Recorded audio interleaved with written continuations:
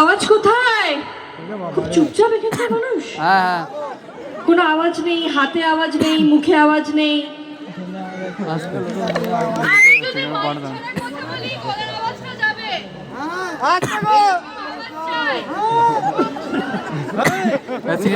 মানে তোমরা যদি এরকম করে ঝিমো, আমি মঞ্চে এরকম করে ঝিমোবো।